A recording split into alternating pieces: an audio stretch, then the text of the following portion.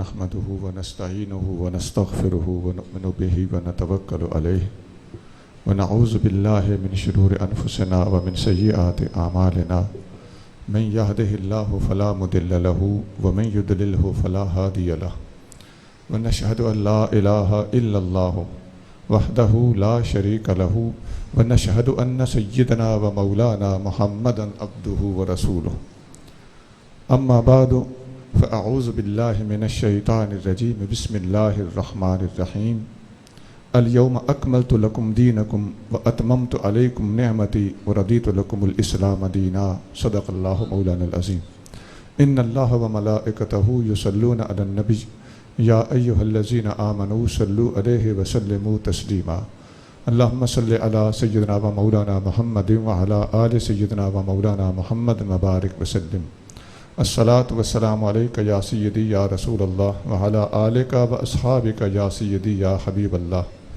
वाजिबुल एहतराम मुअज़्ज़ज़ व मुकर्रम बानी महफिल हुज़ूर क़िबला डॉक्टर ख़ादिम हुसैन खुर्शीद साहब अल अज़हरी अदामल्लाहु ज़िल्लहुमुल आली, दीगर कसीरुत तादाद उलमा इकराम, मशाइख़ उज़्ज़ाम, बुज़ुर्गों, भाइयों और अज़ीज़ों, फ़कीर से पहले उस्ताज़ुल उलमा हज़रत अल्लामा अब्दुल सत्तार साहब सईदी दामत बरकातुहुल आलिया ने नहायत इल्मी पुरमग़ज़ और मोहब्बत महबूब सल्लल्लाहु अलैहि वसल्लम से लबरेज़ ख़िताब फरमाया और उनके ख़िताब के दौरान आप लोगों का रेस्पॉन्स बता रहा था कि उनकी गुफ्तगू उम्मत मुहम्मदिया अला साहिब अस्सलातु वस्सलाम के दिलों के अंदर उतर रही थी। अल्लाह ताला ऐसे बुज़ुर्गों का साया हमारे सरों पर कायम और दायम रखे। फ़कीर ने भी आपके सामने कुरान शरीफ में से ख़त्म नबुव्वत के हवाले से चंद अल्फाज तिलावत करने की सआदत हासिल की है। इस आयत का तर्जुमा है अल-यौमा अकमलतु लकुम दीनकुम, आज हमने तुम्हारे लिए तुम्हारा दीन मुकम्मल कर दिया है। व अतममतु अलैकुम नेमती, और अपनी नेमत तुम्हारे ऊपर तमाम कर दी है। और रदीतु लकुमुल इस्लाम दीना, और दीन इस्लाम को तुम्हारे लिए पसंद किया है।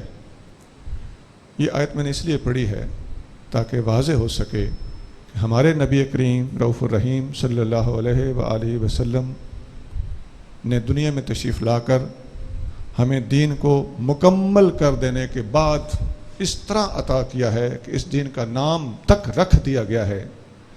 दीन मुकम्मल, नेमत तमाम, और फाइनलाइज करने के बाद दीन का नाम इस्लाम तजवीज़ करके हर चीज़ को मुकम्मल करके उम्मत के हवाले करके नबी पाक अलैहिस्सलातु वस्सलाम को अल्लाह करीम ने अपने पास बुलाया।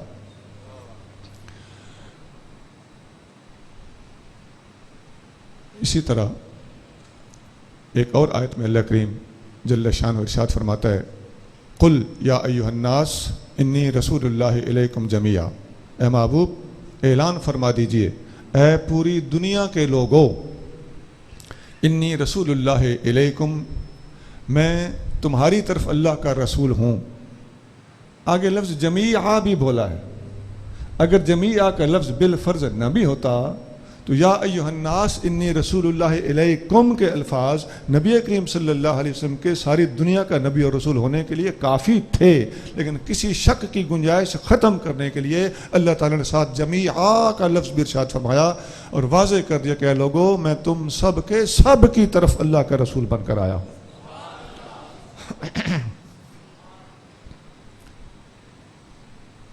अहले इल्म जानते हैं नबी करीम रऊफ़ुर रहीम सल्लल्लाहु अलैहि वसल्लम से पहले जितने अम्बिया अलैहिस्सलाम तशरीफ़ लाते रहे, कोई नबी किसी कौम के नबी बनकर आते थे, कोई किसी नस्ल के नबी बनकर आते थे, कोई किसी इलाके के नबी बनकर आते थे, कोई किसी ख़ास ज़ुबान के बोलने वालों के नबी बनकर आते थे।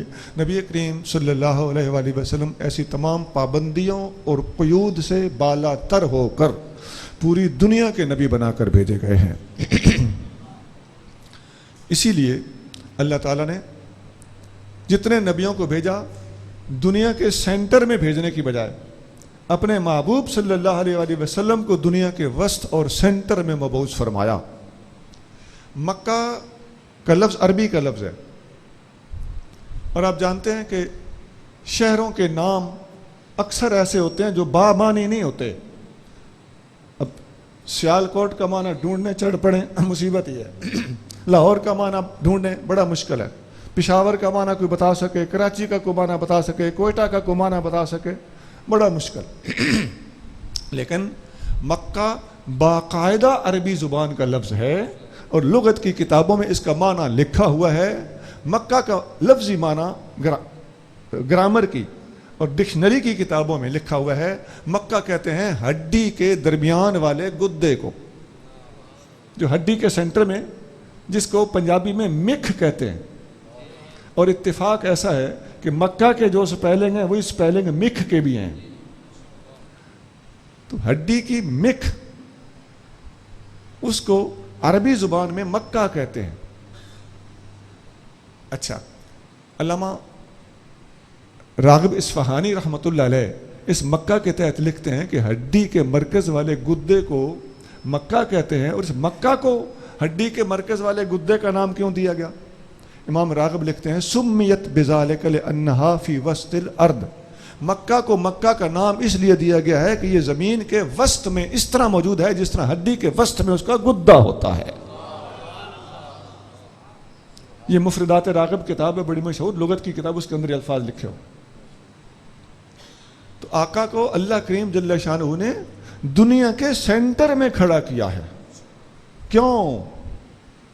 تاکہ جو شرق اور غرب کا نبی ہے، شمال اور جنوب کا نبی ہے، جو بحر منجمد شمالی کا بھی نبی ہے اور بحر منجمد جنوبی کا بھی نبی ہے، پوری دنیا کا نبی ہے، وہ پوری دنیا کے وسط میں کھڑا ہو کر اپنے نبوت اور رسالت کا اعلان جب کرے تو اس کی آواز پوری دنیا کے چاروں کونوں کی طرف ایک ہی رفتار کے ساتھ پہنچ سکے۔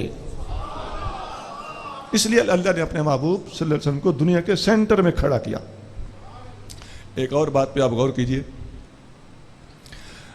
عرب شریف ایشیا میں موجود ہے، اور پڑھے لکھے لوگ جانتے ہیں، جنہوں نے جغرافیہ دیکھا ہے وہ جانتے ہیں، نہیں تو ابھی آپ ڈائریاں کھول لیں، گھر جا کے دیکھ لینا، عرب شریف ایشیا میں موجود ہے، اور اس کے اس سائیڈ پر جنوب مغرب کی سائیڈ پر افریقہ ہے، اور شمال مغرب کی سائیڈ پر یورپ ہے۔ اس سائیڈ یہاں پر انڈیکیٹ کرنا آسان ہے چونکہ قبلہ متعین ہے، تو میرے ہاتھوں سے اشارے سے آپ سمجھ لیجئے، اس سائیڈ پر افریقہ ہے، اس سائیڈ پر یورپ ہے، اور اس سائیڈ پر پورے کا پورا ایشیا ہے۔ ایشیا ادھر کو پھیلا ہوا ہے، تو تین بڑے بڑے بر اعظموں کی سرحد کے اوپر عرب شریف موجود ہے، اور دور مشرق میں جتنا آسٹریلیا اور جاپان ہے، اتنا ہی دور مغرب میں امریکہ اور کینیڈا ہے۔ اب آپ کو سمجھ آ گئی ہوگی، فقیر نے آسان بنا کے آپ کے سامنے رکھنے کی کوشش کی ہے کہ عرب واقعی پوری دنیا کے سینٹر میں موجود ہے، جغرافیکلی بھی بندہ دیکھ سکتا ہے، اور لغت کے اعتبار سے بھی امام راغب نے کہہ دیا ہے کہ مکہ کو مکہ اس لیے کہا جاتا ہے کہ یہ دنیا کے سینٹر میں موجود ہے۔ اب وسط دنیا میں کھڑے ہو کر آقا اعلان فرماتے ہیں، تو ذرا ایک اور اعتبار سے غور کیجئے گا۔ آپ لوگ جانتے ہیں کہ افریقہ کے لوگوں کے اکثر رنگ کالے ہوتے ہیں، ایسا ہے کہ نہیں ہے؟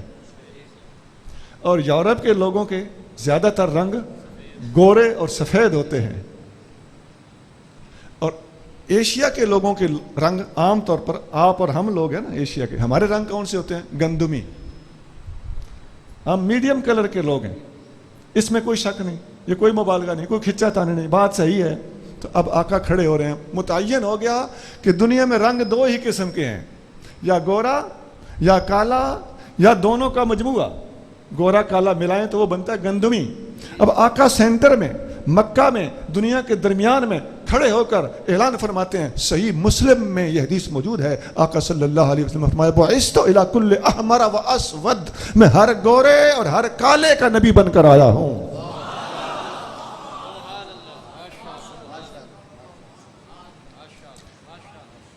اب ہم سوال اٹھاتے ہیں، جن لوگوں نے ہمارے نبی کریم رؤوف الرحیم صلی اللہ علیہ وسلم کے بعد نبوت کا دعویٰ کرنے کی جرتیں کی ہیں، وہ بتائیں کہ نبی کریم رؤوف الرحیم صلی اللہ علیہ وسلم کی نبوت سے دنیا کا کون سا گاؤں، شہر یا علاقہ یا خطہ خارج تھا جس کو فل اپ کرنے کے لیے، بھرنے کے لیے تم کھڑا ہوئے ہو؟ جب ایھا الناس کا لفظ بھی اور جمیعہ کی صراحت بھی ساتھ قید کے ساتھ موجود ہو تو تم نے جرت کیسے کی ہے کہ نبی پاک علیہ الصلوۃ والسلام کے بعد نبوت کا دعویٰ کرو؟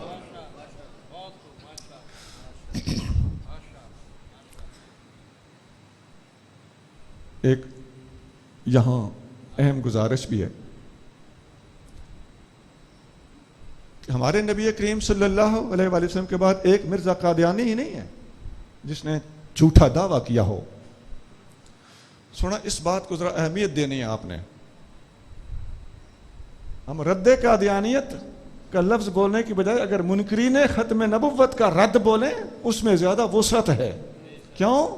کہ اس قسم کے مجرم مسیلمہ کذاب سے شروع ہوتے ہیں، اسود عنسی، طلیحہ اسدی، سجا، اور چلتے چلتے بہت سارے مدعیان نبوت جن کا ذکر علامہ ابن حجر اسقلانی نے اپنی کتاب فتح الباری میں تفصیل کے ساتھ کیا ہے، اور چلتے چلتے 8ویں صدی میں اٹک کا رہنے والا، اس کا نام تھا محمد اٹکی اس کو کہتے ہیں،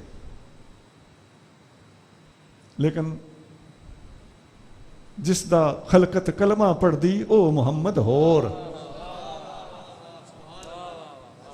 ہمیں حقائق کو واضح کرنے کے لیے ان لوگوں کے نام لینا پڑتے ہیں۔ اس نے بلوچستان میں نبوت کا دعویٰ کیا ہوا ہے، اس کو ماننے والے ذکری کہلاتے ہیں، اور ذکری اس وقت ٹھیک ٹھاک فرقہ ہے جو بلوچستان میں موجود ہے۔ تو ایک قادیانی نہیں، ذکری فرقہ بھی اس جرم میں ملوث ہے۔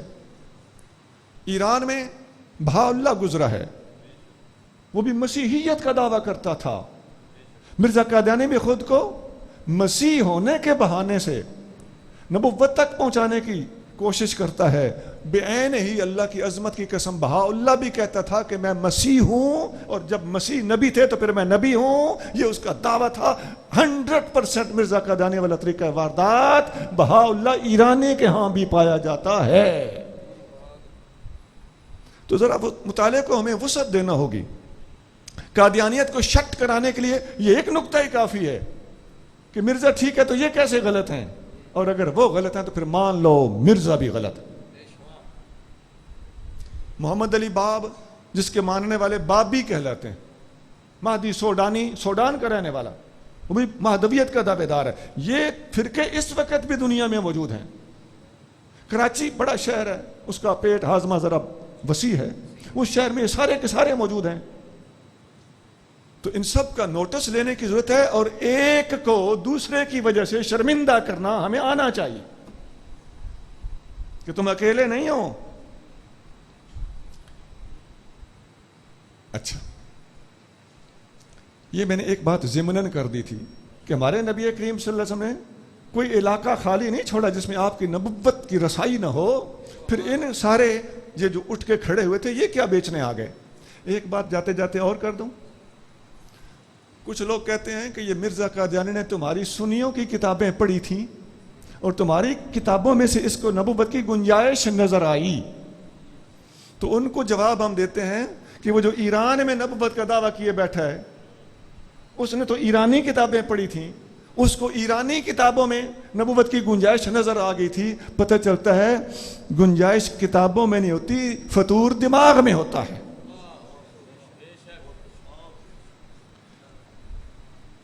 ابھی تک میں نے آپ کے سامنے 2 آیتیں رکھی، ایک دین کے مکمل ہو جانے والی، دوسری نبی کریم صلی اللہ علیہ وسلم کے پوری دنیا کا نبی ہونے والی آیت۔ تیسری آیت بھی عرض کر دیتا ہوں،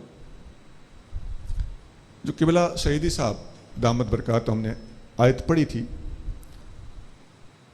کہ متقی وہ ہیں، ہدایت پر وہ ہیں جو حضور سے پہلے نازل ہونے والی چیزوں پر بھی ایمان رکھتے ہیں، حضور کے بعد نازل ہونے والی چیزوں کی باری جب آئی تو حضور کے اوپر نازل ہونے والی کا ذکر تو ہے، الذین یؤمنون بما انزل الیک، محبوب جو کچھ آپ پر اترا ہے ہدایت والے اس کو مانتے ہیں، وما انزل من قبلک، جو آپ سے پہلے اترا ہے اس کو بھی ہدایت والے مانتے ہیں۔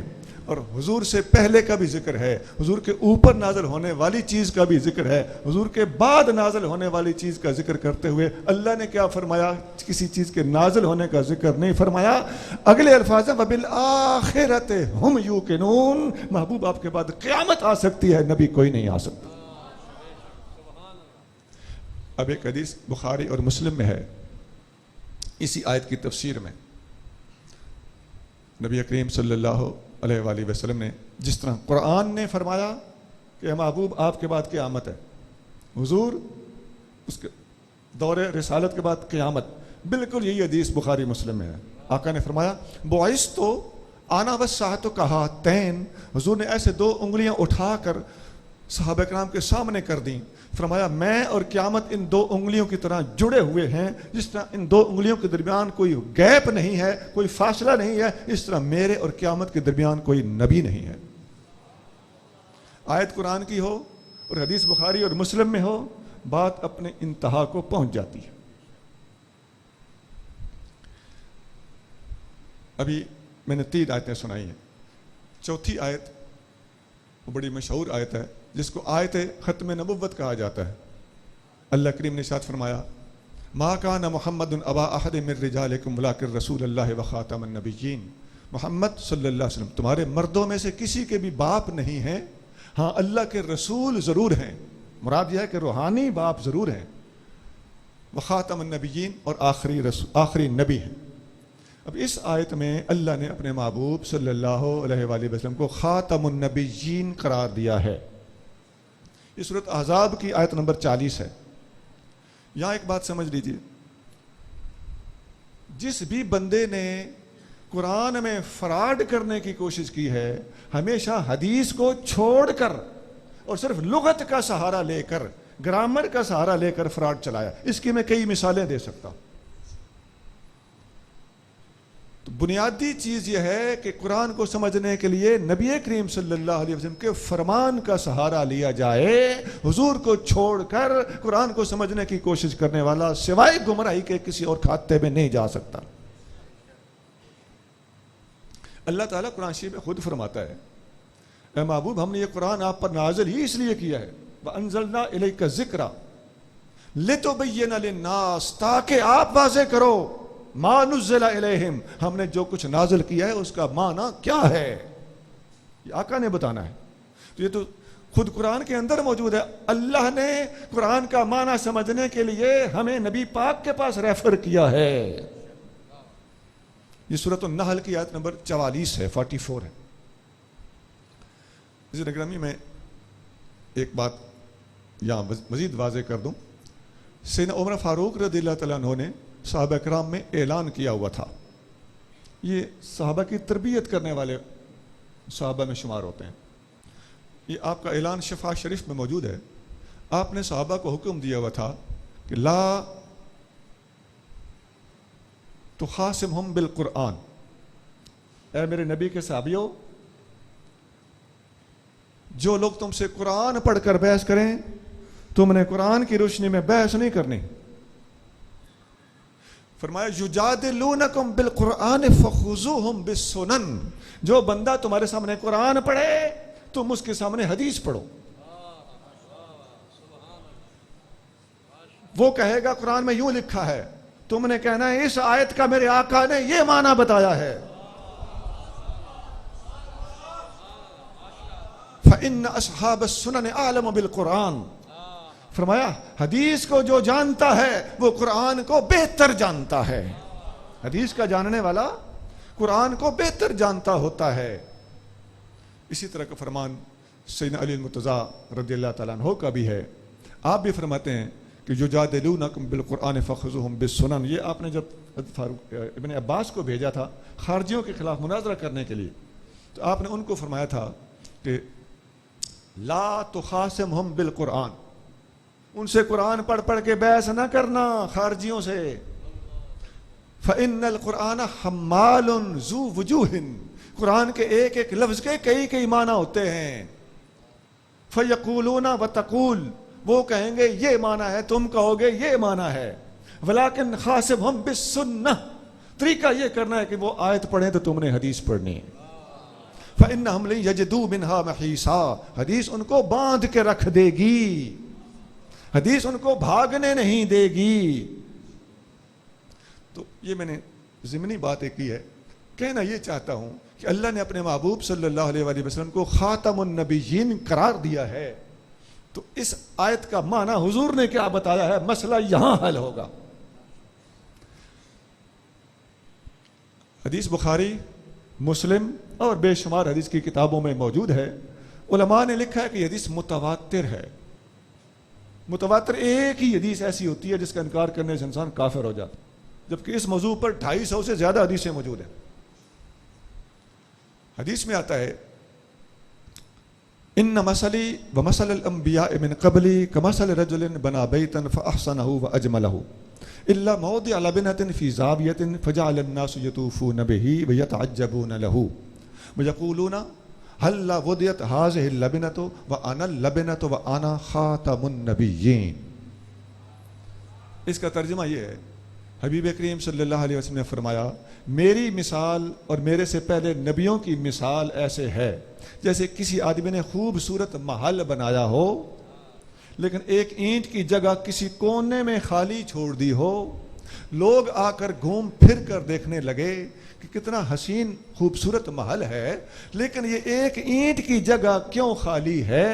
وَأَنَا اللَّبِنَةُ، آقا نے فرمایا نبیوں کے محل کی وہ آخری اینٹ میں ہوں، وَأَنَا خَاتَمُ النَّبِيِّينَ، قرآن میں مجھے خاتم النبیین کہا ہے، اور قرآن کے اس لفظ کا معنی سمجھنا چاہتے ہو تو نبیوں کے محل کی آخری اینٹ کی طرح مجھے سمجھ کر خاتم النبیین کا معنی سمجھو۔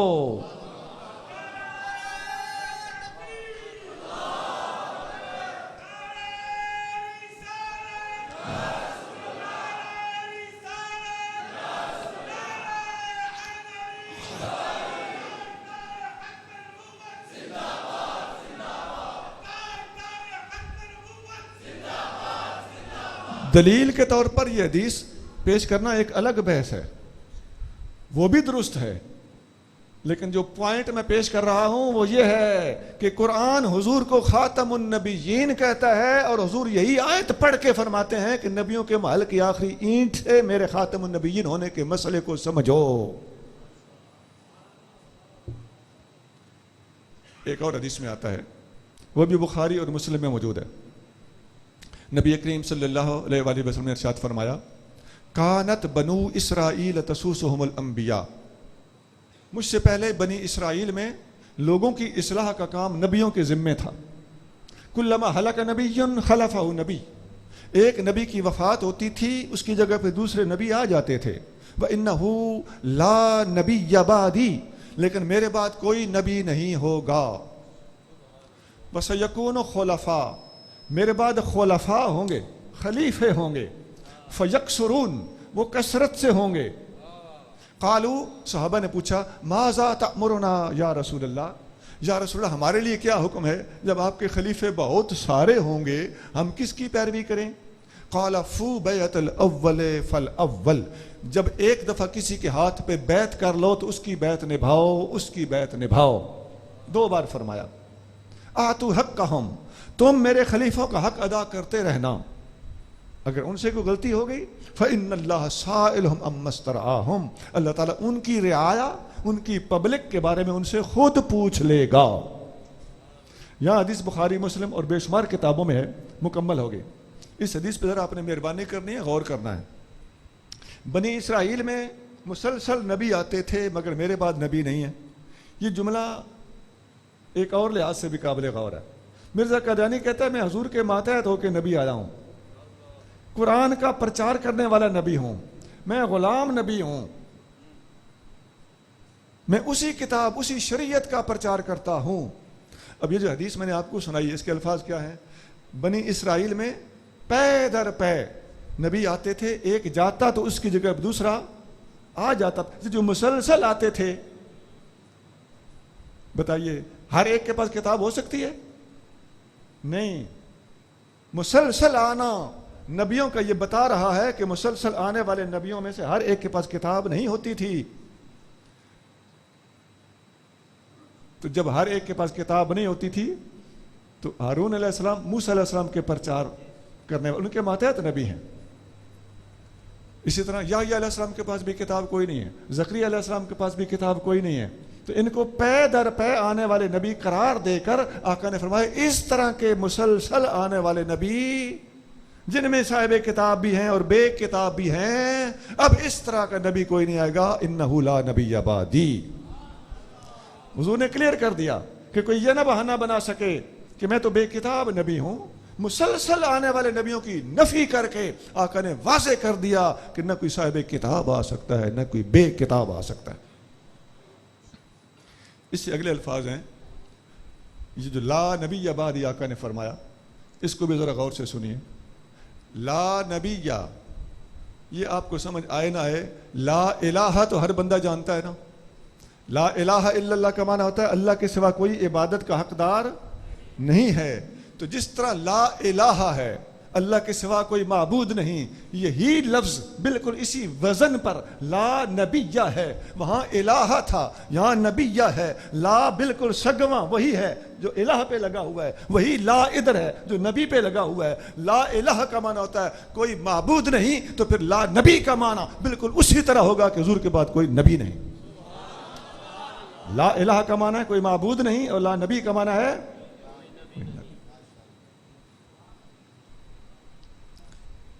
آگے. یہ طویل حدیث ہے، اس کی تشریح کافی ساری دقت طلب ہے. میں اگلی حدیث سناتا ہوں. نبی کریم صلی اللہ علیہ وآلہ وسلم ارشاد فرماتے ہیں صحیح سند کے ساتھ، طبرانی کتاب الاوائل اس میں یہ حدیث موجود ہے. آقا صلی اللہ علیہ وآلہ وسلم نے فرمایا اول الانبیاء آدم وآخرہم محمد صلی اللہ علیہ وسلم. بڑی آسان سی حدیث ہے، میرا خیال ہے کہ ہر مسلمان اس کو یاد کر سکتا ہے. اول الانبیاء تو نری پنجابی ہے نا سمجھنے والوں کے لیے. اول الانبیاء کا معنی ہے نبیوں میں سب سے پہلا. فرمایا آدم، اول الانبیاء آدم، اور وآخرہم محمد، اور سب سے آخری نبی محمد صلی اللہ علیہ وآلہ وسلم ہیں. اب اس حدیث نے میں ایک مسئلہ اور بھی واضح کر دوں. وہ قبلہ سعید صاحب فرما رہے تھے نا کہ اول اور آخر دونوں ایک ہی ہستی ہو سکتی ہے. تو یہاں اول آدم ہے اور آخر محمد ہے صلی اللہ علیہ وسلم. یہ بعثت کے لحاظ سے بات ہو رہی ہے. سعیدی صاحب والی بات ٹھیک تھی، وہ حدیث الگ ہے. آقا صلی اللہ علیہ وسلم نے فرمایا کنتو اول النبیین فی الخلق وآخرہم فی البعث. میں خلق کیے جانے کے لحاظ سے تمام نبیوں میں اول ہوں اور بھیجے جانے کے لحاظ سے سب سے آخری ہوں. تو وہ میں نے ایک کنفیوژن دور کی ہے. میں جانا ادھر ہی چاہ رہا ہوں کہ آقا نے فرمایا کہ سب سے اول نبی آدم ہے بحوالہ بعثت بات ہو، اور سب سے آخری نبی ہمارے آقا صلی اللہ علیہ وآلہ وسلم. اس حدیث پہ ذرا غور کیجئے جی. قادیانی حضور کے بعد بھی کہتے وہ خاتم کا معنی یہ ہوتا ہے، حتیٰ کہ آخر کے معنی میں بھی یہ چالاکیاں کرتے ہیں. آخر اس لحاظ سے اور آخر اس لحاظ سے. ہمارا سوال بڑا سمپل سا ہے. حضرت آدم علیہ السلام پہلے نبی ہیں، اس میں تو کسی قادیانی کو بھی شک نہیں. ہاں جی بتائیے، اول سے پہلے کچھ ہوتا ہے؟ اول سے پہلے آپ گنتے جائیں، 10 9 8 7 6 5 4 3 2 1، اسے آگے 0 ہے. تو اول سے پہلے کچھ نہیں نا. تو آقا صلی اللہ علیہ وسلم نے جو تقابل بیان فرمایا ہے کہ اول آدم ہیں آخر میں ہوں، اول سے پہلے کچھ نہیں، تو پھر مان لو آخر کے بعد بھی کچھ نہیں.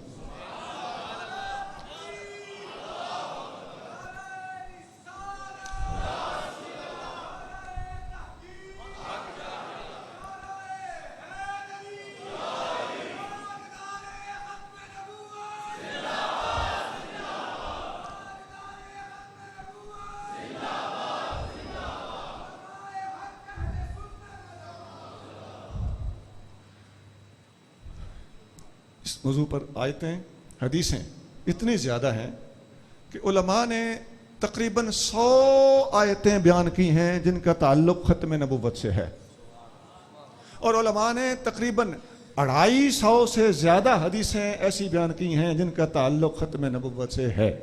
امام اہل سنت شاہ احمد رضا خان بریلوی رحمۃ اللہ علیہ نے دنیا میں پہلی بار ایک کتاب لکھی ختم نبوت پر، جس میں آپ نے 130 حدیثیں جمع کی ہیں۔ ختم نبوت پر پہلی کتاب نہیں ہے۔ میں اتنی ساری حدیثیں جمع کرنے کے حوالے سے بات کر رہا ہوں کہ اتنی زیادہ حدیثیں ہمارے مطالعہ کے مطابق، اور انشاءاللہ بات ٹھیک ہوگی، اعلیٰ حضرت نے پہلی بار جو کتاب لکھی 130 حدیثیں اعلیٰ حضرت نے اس کتاب کے اندر لکھی۔ بعد میں علماء نے اور تتبع کیا، تلاش کیا، اور حدیثیں دستیاب ہو گئیں، کتابوں میں موجود تھیں۔ اعلیٰ حضرت کی کتابیں ملتی ہے مارکیٹ میں۔ جزاء اللہ عدوہ بإبائہ ختم النبوہ، اللہ کا بدلہ اپنے دشمن کو جس نے ختم نبوت کا انکار کیا۔ ختم نبوت کا انکار کرنے کی وجہ سے اللہ کا بدلہ اپنے دشمن کو۔ اتنی ساری حدیثیں، اتنی ساری آیتیں موجود ہیں جن کا میں نے آسان سا خلاصہ آپ کی خدمت میں رکھنے کی کوشش کی۔ اب دست بستہ اہل سوجھ بوجھ حضرات سے درخواست ہے کہ مسلمانوں کے پاس قرآن سے اوپر کتاب کوئی نہیں، ایسا ہے؟ قادیانیوں کو ہم دعوت فکر دیتے ہیں کہ تمہارے پاس ہم کون سی دلیل اور لے آئیں جو قرآن سے اوپر ہو؟ اچھا، بخاری، مسلم اور صحاح ستہ سے اوپر ہمارے پاس حدیث کی کتابیں نہیں ہیں۔ ان میں سے ہر کتاب میں ختم نبوت کا مسئلہ کھول کھول کے بیان کیا گیا ہو تو بتاؤ حضور کی اور کی کون سی حدیث کی کتاب ہے جس میں سے ہم تمہیں مطمئن کر سکیں؟ یہ شرم دلانے کے لیے میں حتمی بات کر رہا ہوں، کچھ سوچو، اس کو استعمال کرو۔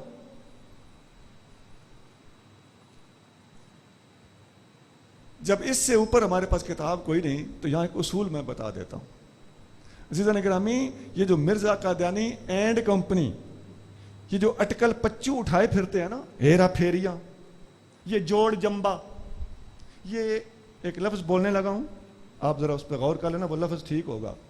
یہ بھان بتی کا کنبا جوڑنا، یہ جوڑ جمبا کرنا، اور یہ اٹکل پچو چلانا، یہ ہیرا پھیریاں کرنا، محکمات کے مقابلے پہ متشابہات اٹھا کے لے آنا، کچی پکی باتوں سے استدلال کرنا، واضحات کو چھوڑ دینا۔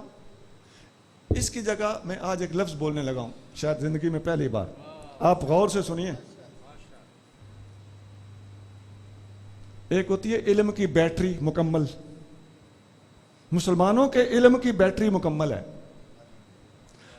تو جس کافر نے بھی اسلام کا مقابلہ کیا ہے اس کے پاس مکمل بیٹری نہیں تھی، اس نے کیا کیا ہے؟ جگاڑ لگایا ہے۔ ان کے پاس جگاڑ ہوتا ہے، اور جگاڑ ہر بندے کے پاس ہے۔ ہم قادیانیوں کو شرمندہ کرنے کے لیے ہندوؤں کے جگاڑ بھی بتا سکتے ہیں۔ ہندو کیا کہتا ہے؟ وہ کہتا ہے جی جو مسلمانوں کے قرآن میں لکھا وَنَكُونُ قِرَدَةً خَاسِئِينَ، ذلیلو بندر ہو جاؤ۔ یہودیوں کو اللہ نے حکم دیا تھا نا کہ بندر ہو جاؤ، انہوں نے نافرمانی کی تھی۔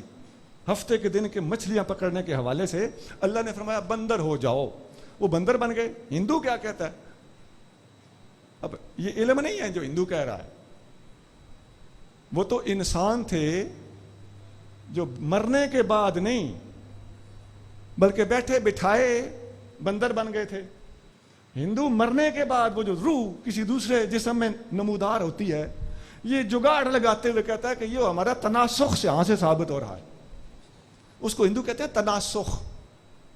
یہ اسکولی کالجی گھبرائے نہیں، غور کریں، ان لوگوں سے آپ کا متھا لگتا ہے، اور وہاں اس وقت آپ پریشان ہوتے ہو جب مساجد میں آپ علماء کی علمی باتیں سننے سے گریز کرتے ہو، گھبراتے ہو، گھابرتے ہو۔ تو جب مشکل آتی ہے تو اس وقت پریشانی بنتی ہے۔ ان باتوں کو نوٹ کریں۔ ہندو کہتا ہے کہ بندروں کا، انسانوں کا بندر بن جانا یہ ہمارا تناسخ ثابت ہو گیا ہندوؤں والا، حالانکہ یہ تناسخ نہیں ہے۔ ہمارے غزالی زماں رحمۃ اللہ کا بڑا خوبصورت جملہ ہے، وہ فرماتے ہیں یہ تناسخ نہیں ہے، یہ تماسخ ہے، یہ نسخ نہیں ہے، یہ مسخ ہے۔ تو یہ جواب میں نے دینا ضروری سمجھا تاکہ کسی بھی علمی سوال یا کسی بھی باطل طبقے کے سوال کو پٹ اپ کر کے اس کو تشنہ جواب چھوڑ دینا یہ بے احتیاطی ہوتی ہے. تو میں نے جواب تو دے دیا، لیکن یہ کیا یہ علم ہے یا یہ جگاڑ ہے؟ یہ جگاڑ ہے. اسی طرح مجوسی کیا کہتے ہیں؟ مجوسی کہتے ہیں ہماری آگ خدا ہے. تمہارا قرآن کہتا ہے اتقوا اللہ، اللہ سے ڈرو. دوسری جگہ کہتا ہے اتقوا النار، آگ سے ڈرو. تو پھر مجوسی کہتا ہے پھر ہماری آگ تو خدا ہوئی. اب آپ سمجھتے ہیں یہ جگاڑ ہے کہ نہیں؟ آگ سے ڈرنا دراصل اللہ کا عذاب چونکہ آگ ہے اس لیے ہم اس سے ڈرتے ہیں. وہ اعدت للمتقین، یہ جنت کے لیے ہے. اعدت للکافرین، یہ آگ کے لیے ہے کہ یہ تو اعدت ہے، تیار کر دی گئی ہے. تو تیار کرنے والا کوئی اور ہے، یہ تیار کی ہوئی چیز ہے. جو کسی نے تیار کی ہو وہ خدا نہیں ہوتی.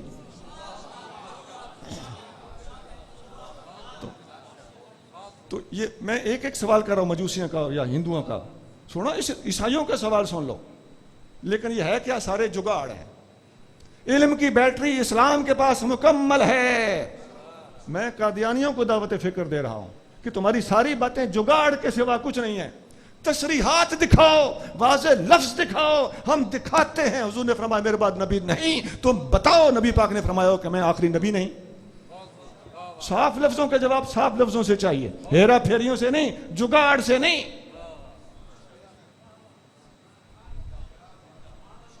عیسائی کیا کہتا ہے؟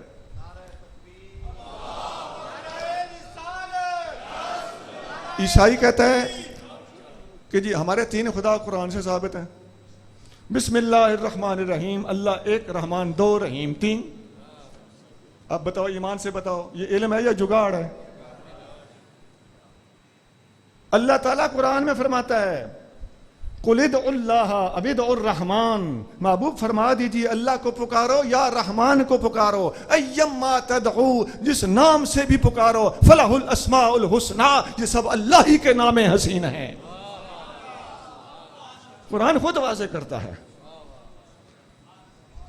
اسی طرح اب میں 3 مثالیں کافی ہیں. یہودیوں کے سوال ہمارے پاس موجود ہیں جن کا ہم جواب دیتے ہیں. بدھسٹوں کے سوال ہمارے پاس موجود ہیں جن کا ہم جواب دیتے ہیں. میں قادیانیوں کو بیدار کرنے کے لیے یہ باتیں کر رہا ہوں. مت سمجھو کہ ہم صرف قادیانیت پہ لعنت، قادیانیوں پہ لعنت کرنا ہی جانتے ہیں. قادیانیت پہ لعنت کرنے کے اسباب اور وجوہ بھی اللہ کی عظمت کی قسم ہمارا ضمیر مطمئن ہے اور ہم جانتے ہیں.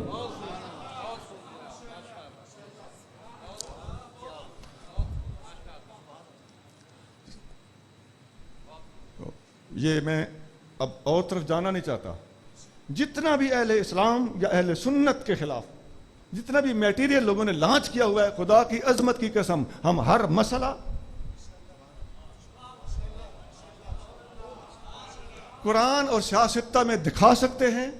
اور جو لوگ اس کے خلاف دلائل اٹھائے پھرتے ہیں، کچی پکی باتیں، سجی کھبی جوڑ جنبی اور لے دے کے پھر وہی لفظ کی، ان کے پاس جگاڑ ہوتا ہے.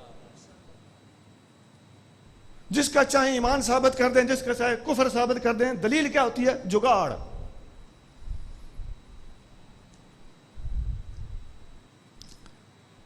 اب اس سے اگلا سٹیپ سنیے. قادیانیوں کے میں 2 سوال اٹھانے لگا ہوں جن کا پھر جواب دوں گا. قادیانیوں کا ایک سوال ہے کہ بھائی ٹھیک ہے نبی پاک علیہ الصلوۃ والسلام کو ہم بھی آخری نبی مانتے ہیں. یہ بھانت بھانت بولتے ہیں، کوئی ایسا بولتا ہے کوئی ایسا نہیں بھی بولتا. جیسا موقع ہو ویسا پتہ پھینک دیتے ہیں. بھئی تم بھی تو مانتے ہو نا، ہمارے اوپر سوال ہے، تم بھی تو مانتے ہو کہ عیسیٰ علیہ السلام تو آنا ہے کہ نہیں آنا. حضرت عیسیٰ علیہ السلام نے قیامت کی نشانی کے طور پر آسمان سے نازل ہونا ہے.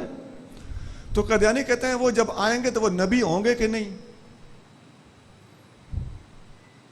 تو جب وہ نبی ہوں گے تو حضور کے بعد ایک نبی آ گیا، تو پھر ختم نبوت کہاں گئی؟ اس کا جواب سن لیجیے. حضرت عیسیٰ علیہ السلام جب تشریف لائیں گے تو ان کی اللہ کے ہاں نبوت مسلم ہے.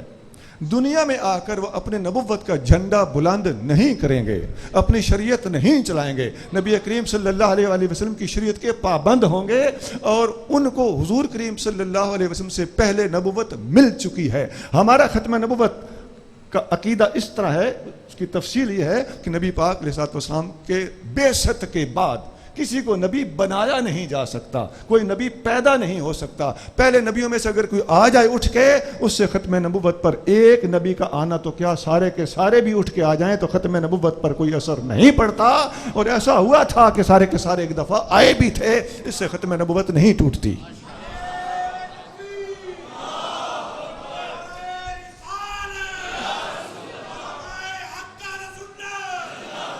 علماء نے لکھا ہے کہ یہ ختم نبوت والی آیت ہے نا، اس کی تفسیر آپ اٹھا کے پڑھ سکتے ہیں۔ کثرت سے کتابوں میں یہ الفاظ ملیں گے کہ نزول المسیح لا ینافی ختم النبوہ، عیسیٰ علیہ السلام کا دوبارہ آنا ختم نبوت کے خلاف نہیں ہے۔ لأن معنی ختم النبوت انہ لا ینبأ بعدہ احد، اس لیے کہ ختم نبوت کا معنی یہ ہے کہ حضور کے بعد کوئی نبی بنایا نہیں جا سکتا۔ وعیسیٰ ممن نبئ قبلہ، عیسیٰ علیہ السلام کو حضور سے پہلے نبی بنایا جا چکا ہے۔ یہ غلط فہمی بھی دور کر لیں کہ حضور سے پہلے نبی بن جانے کا مطلب، اس کو بھی کوئی غلط نہ لے لے۔ پہلے نبی بن جانے کا مطلب حضور کی بعثت سے پہلے نبی بن جانے کا مطلب، نبی بننے کے اعتبار سے حضور بھی اول ہیں، اول بھی حضور ہیں، آخر بھی حضور ہیں، وہ ایک الگ بحث ہے۔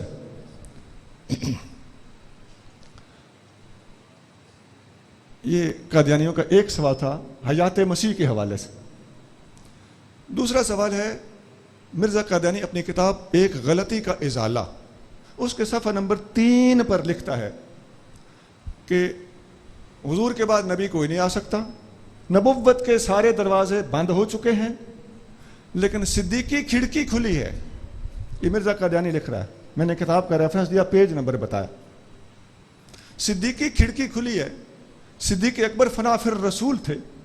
صدیقی کھڑکی سے مراد اس کی یہ ہے کہ فنا فی الرسول ہونا، تو فنا فی الرسول ہو کے کوئی بھی بندہ نبی مرزا کے بقول بن سکتا ہے۔ اب اس چالاکی کا بھی جواب ذرا سن لیجئے، آپ کو سمجھ آ جائے گی کہ یہ بھی مرزا کا جگاڑ ہے۔ پہلے تو میں بتا دوں کہ وہ صدیقی کھڑکی والی بات کیسے ہے۔ وہ حدیث ہے بخاری شریف میں اور مسلم شریف۔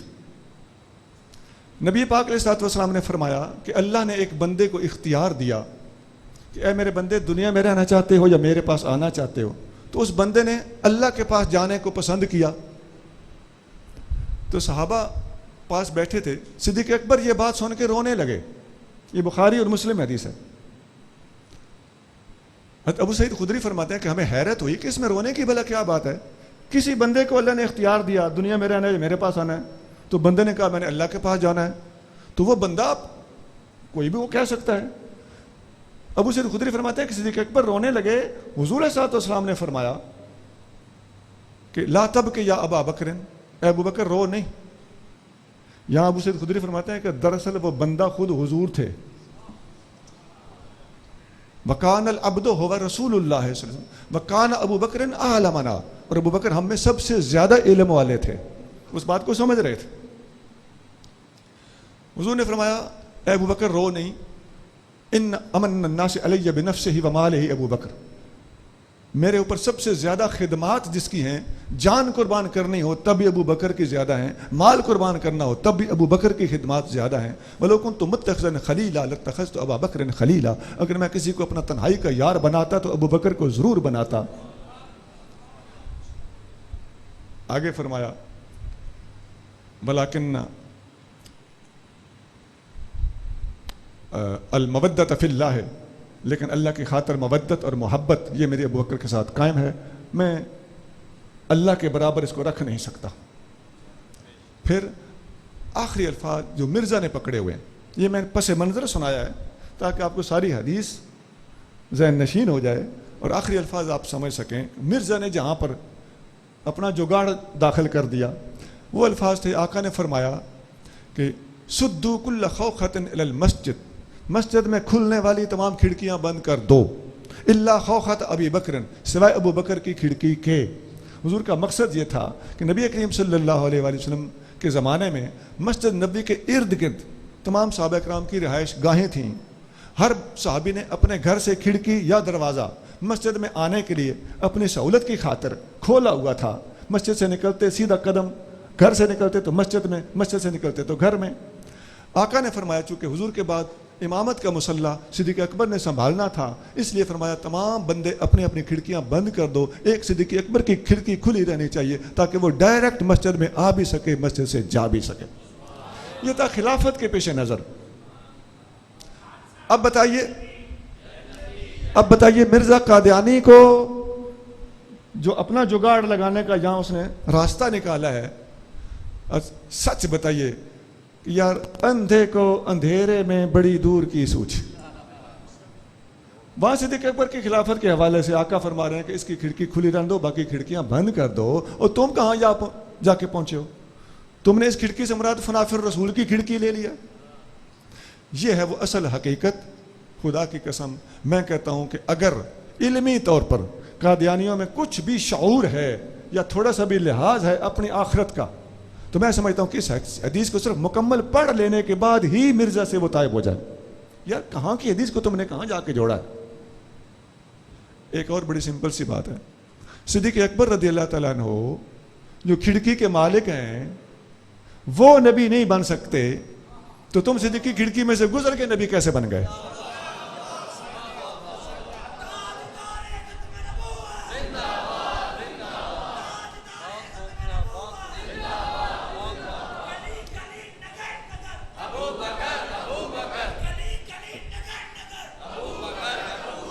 میرا یہ موضوع نہیں ہے، میں ایک حقیقت کے طور پر میں یہ باتیں بتا رہا ہوں، مرزا قادیانی کا رد کر رہا ہوں کیونکہ اس نے یہ بونگیاں ماری ہوئی ہیں۔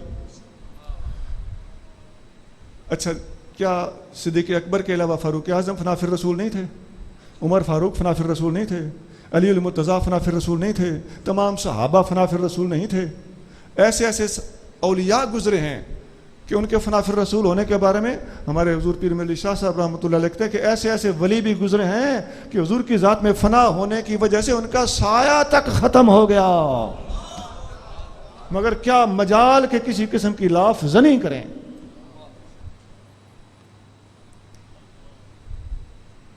پھر ایک میں اور مثال دیتا ہوں، الریاض النظرہ میں اور متعدد کتابوں میں، حتیٰ کہ شاہ ولی اللہ صاحب نے ازالۃ الخفاء میں بھی یہ حدیث نقل کی ہے، سند اس کی حسن ہے۔ سیدنا علی المرتضیٰ رضی اللہ تعالیٰ عنہ فرماتے ہیں کہ ایک دفعہ میں گھر میں سویا ہوا تھا، میں نے خواب میں دیکھا کہ صبح کی نماز نبی کریم صلی اللہ علیہ وسلم کے پیچھے پڑھ رہا ہوں۔ جب آقا نے سلام پھیرا تو محراب کے ایک سائیڈ پر آقا تشریف فرما ہو گئے اور صحابہ اکرام کی طرف چہرہ انور کر لیا۔ اتنے میں ایک خاتون نے باہر سے دروازہ بجایا، کھٹکھٹایا، صحابی گئے کہ کون ہے؟ خاتون نے اندر ایک تھال بڑھا دیا، اس میں کھجوریں تھیں، صحابی وہ تھال پکڑ کے آقا کے پاس لے آئے، حضور کریم صلی اللہ علیہ وسلم نے وہ تھال لے کر صحابہ میں ایک ایک کھجور تقسیم کر دی۔ سیدنا علی مرتضیٰ فرماتے ہیں میں بھی صحابہ کرام میں نمازیوں میں موجود تھا، میرے دل میں خیال آ رہا تھا کہ کھجوریں بڑی مزیدار ہیں، کاش ایک ایک کھجور حضور اور دے دیں۔ حضور نے دوسری کھجور نہیں دی اور مرتضیٰ کریم فرماتے ہیں میری آنکھ کھل گئی۔ فرماتے ہیں میں نے دیکھا صبح کی نماز کا ٹائم تھا تو میں سچی مچی مسجد میں گیا، عمر فاروق کا زمانہ خلافت تھا، میں نے عمر فاروق کے پیچھے اسی طرح نماز پڑھی جس طرح میں نے خواب میں حضور کے پیچھے پڑھی تھی، اور جس طرح خواب میں نے دیکھا تھا کہ حضور کریم صلی اللہ علیہ وسلم محراب کے ساتھ تشریف فرما ہو گئے ہیں، بالکل اسی جگہ عمر فاروق سچی مچی بیٹھ گئے۔ تو جس طرح میں نے خواب میں دیکھا تھا کہ ایک عورت کھجوروں کا تھال لائی ہے، سچی مچی ایک عورت کھجوروں کا تھال لے کر آ گئی۔ وہ عمر فاروق نے جس طرح میں نے خواب میں دیکھا تھا کہ آقا نے کھجوریں بانٹی ہیں، جاگتے ہوئے دیکھ رہا ہوں کہ عمر فاروق نے وہ کھجوریں تقسیم کریں۔ اور حضرت علی مرتضیٰ فرماتے ہیں میں نے دل میں سوچا جس طرح میں نے خواب میں سوچا تھا، اسی طرح جاگتے ہوئے سوچ رہا ہوں کہ کاش عمر ایک ایک کھجور اور دے دیں۔ عمر فاروق بول پڑے، کہنے لگے علی رات کو خواب میں کوئی نبی پاک نے دوسری کھجور دی تھی؟ سونا کتابوں کے حوالے دے کر میں نے حدیث سنا دی ہے۔ اب مرزا قادیانی غور کرے کہ فنا فی الرسول ہونے کا حق ادا ہو گیا کہ نہیں، اور جس ہستی کو اللہ نے اس قدر فنا فی الرسول ہونے کا شرف بخشا ہے اس کے بارے میں آقا نام لے کر کہہ رہے ہیں لو کان بعدی نبی لکان عمر بن الخطاب، اگر میرے بعد کوئی نبی ہونا ہوتا تو عمر بن خطاب ہوتا۔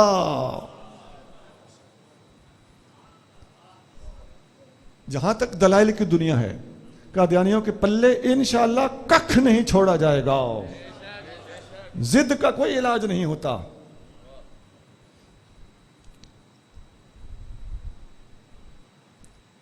ایک حدیث میں سنا دیتا ہوں اور بھی. نبی کریم رؤوف رحیم صلی اللہ علیہ وسلم نے اس فتنے کے بارے میں باقاعدہ وضاحت کے ساتھ ارشاد فرمایا. ابن عساکر میں اور کنز العمال میں یہ حدیث موجود ہے. نبی کریم رؤوف رحیم صلی اللہ علیہ وسلم فرماتے ہیں لا یزال الجہاد خلوا خضرا. جہاد قیامت تک سبز رہے گا, میٹھا رہے گا. ما امطرت السماء وانبتت الارض, جب تک آسمان سے بارش برستی رہے گی, زمین سے جب تک سبزہ اگتا رہے گا, جہاد جاری رہے گا. سینشأ نشو من قبل المشرق, جلد ہی ایک گروہ پیدا ہوگا مشرق کی سائڈ سے.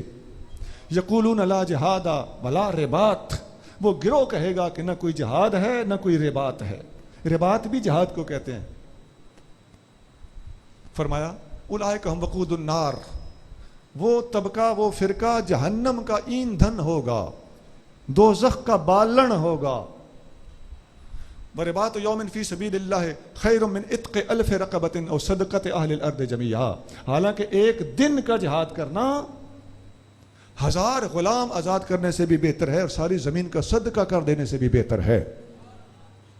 اسی طرح گرامی ذرا غور کیجیے, آقا فرمانے مشرق سے ایک گروہ نکلے گا جو جہاد کا منکر ہوگا. واللہ العظیم, آپ مدینہ سے مشرق کو سیدھا خط کھینچیں, قادیان کے سینے میں سے گزرے گا.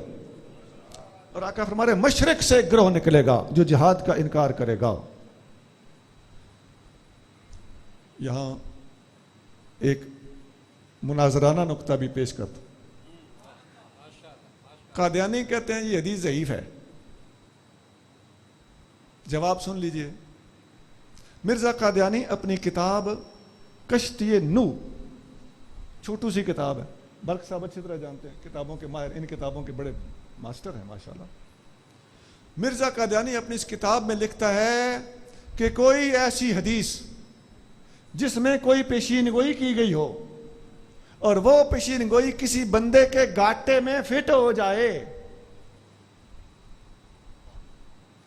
تو اب وہ بندہ کہے کہ یہ حدیث ضعیف ہے, یہ موضوع ہے, میں نہیں مانتا, حدیث کی صحت میں رولا ہے. مرزا قادیانی خدا کی قسم لکھتا ہے کہ ایسی بات کرنے والے کو جھوٹا کہو. اب حدیث تیرے سینے پہ سوار ہو چکی ہے تو آج تجھے یاد آیا کہ حدیث ضعیف ہے.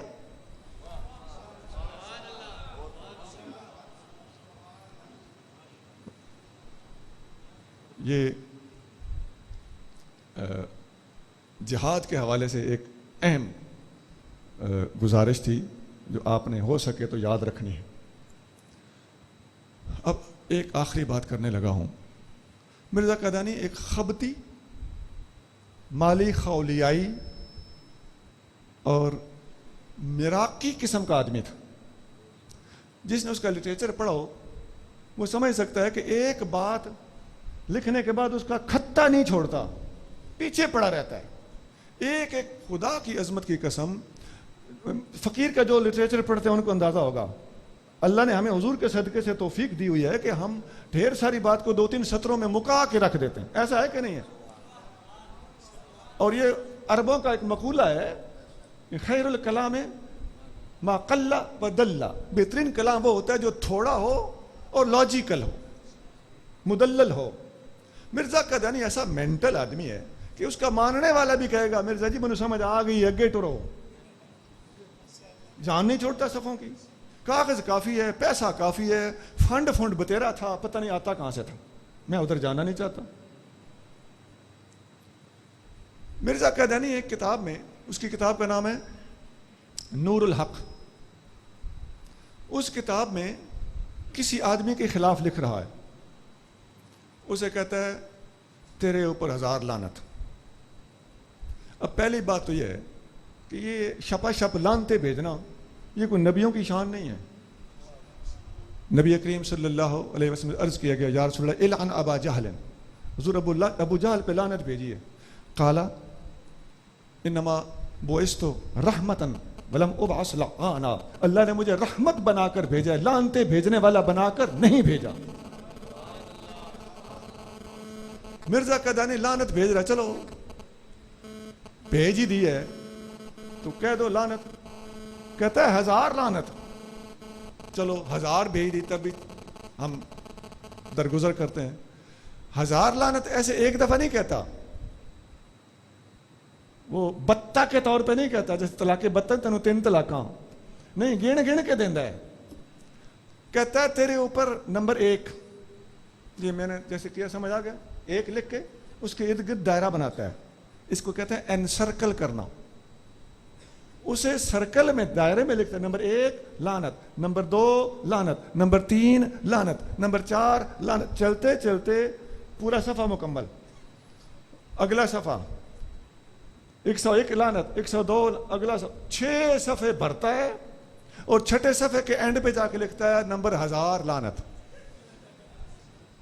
ایمان سے بتاؤ کچھ دماغی رولا ہے کہ نہیں ہے؟ ہم قادیانیوں کی بھی دعوت فکر دیتے ہیں, تم لوگ مرزا کی کتابیں نہیں پڑھتے ہو, تمہیں لٹریچر اس کا نہیں بتایا جاتا. ہمارے خالد متین صاحب ہیں, بڑی پیاری باتیں کرتے ہیں. انہوں نے ایک جملہ رٹا ہوا ہے, وہ کہتے ہیں میرے سامنے کوئی مرزائیوں کا وڈے سے وڈا بندہ آ کے کھڑا ہو کے کہہ دے کہ میں نے مرزا کی ساری کتابیں اول تا آخر پڑھی ہوئی ہیں. نہیں پڑھی ہوئی, اور پڑھ جائے تو پھر قادیانی رہ جائے, ہو ہی نہیں سکتا. یہ بعد کا محتاط لٹریچر پیش کرتے ہیں.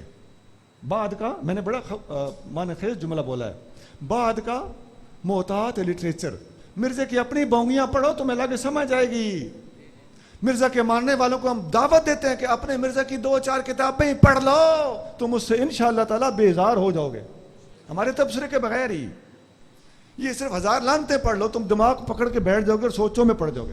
اگر تم سینسیبل آدمی ہو تو تم سوچوں میں پڑ جاؤ گے, یار کیا مصیبت ہے یہ مرزا جی نے موقع دیا نا مسلمانوں کو بات کرنے کا, اور واقعی صرف موقع نہیں دیا, دماغی حالت اچھی خاصی تشویشناک ہے, ہسپتال پہنچانا چاہیے تھا اس کو. اور یہ بھی یاد رکھیں, حکماء نے لکھا ہے کہ حضور کے بعد جتنے دعوے دار نبوت کے گزرے ہیں وہ اکثر مالی خولیہ, میراکیہ, ان مرضوں کے مریض تھے اور ہسٹیریا وغیرہ کے مریض تھے. اور ایسا ہوتا ہے, ہسٹیریا عورتوں کو نہیں ہوتا, مردوں کو بھی ہوتا ہے. میں خود حکیم ہوں, میں سمجھتا ہوں ان باتوں کو کہ ایسا بندہ کون سی باتیں کرتا ہے, کون کون سی بونگیاں مارتا ہے. بے ربط گفتگو ہوتی ہے, پر ہنگم تحریر ہوتی ہے, اور لکھتے لکھتے تھکتا ہی نہیں ہے. اللہ تعالی ہمیں فتنہ منکرین ختم نبوت کا تعاقب کرنے اور ان سے امت مسلمہ کو بچانے کی توفیق عطا فرمائے, اور اس ادارے کو, اس جامعے کو, ہمارے قبلہ ڈاکٹر صاحب ڈاکٹر خادم حسین خورشید الازہری کو بلندی درجات سے نوازے اور دین کی خدمت کرتے رہنے کی توفیق عطا فرمائے. سبحان ربک رب العزت عما یصفون وسلام علی المرسلین والحمد للہ رب العالمین. حاضرین محترم, جیسا کہ